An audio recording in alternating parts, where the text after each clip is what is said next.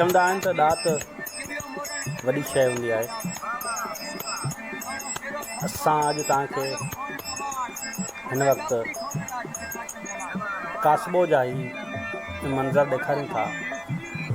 यकीनन कास्बो मशहूरु हिकु कारूंजर जो ख़ूबसूरत ॻोठु आहे। जॾहिं बरसातूं पवंदियूं आहिनि त उते घुमण वेंदड़ माण्हू जेको कास्बो न वञे उहो वापसि ख़ाली न आहे हलंदो। कास्बो ॻोठु जिते हिकु तारीख़ी मंदरु ठहियलु आहे।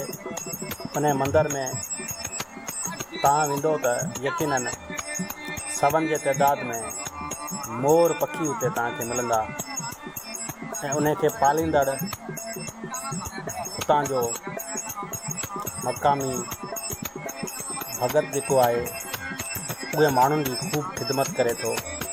कास्बो उन जे करे बि मशहूरु आहे त उते अखियुनि जे नूर खां महरूम उस्ताद यूसुफ फ़क़ीर सदाईं मौजूदु हूंदो आहे। घुमण ईंदड़ माण्हुनि खे हू पंहिंजा मिठी ज़बान ऐं ख़ूबसूरत आवाज़ सां गीत बि ॿुधाईंदो आहे। शाह लतीफ़, शेख अयाज़ समेत सभिनी उन्हनि सिंध जे ख़ूबसूरत शाइरनि जा गीत गज़ल उस्ताद ॻाए ॿुधाईंदो आहे।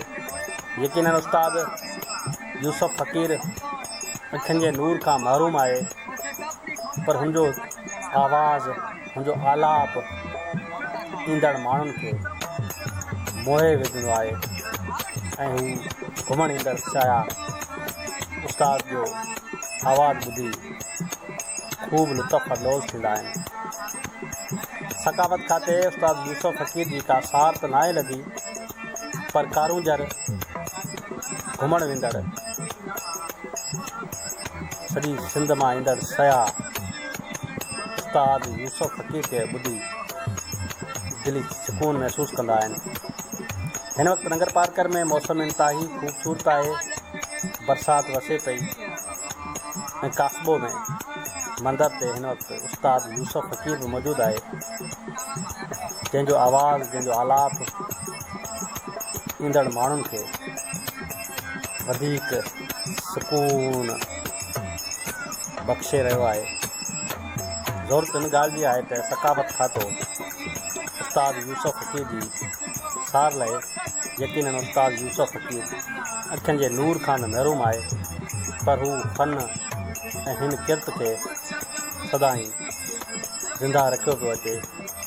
सिंध हुकूमत खे घुरिजे त उस्ताद यूसुफ फ़क़ीर जी सार लधी वञे ऐं उनखे सालाना मुआवज़ो ॾिनो वञे। उस्ताद यूसुफ फ़क़ीर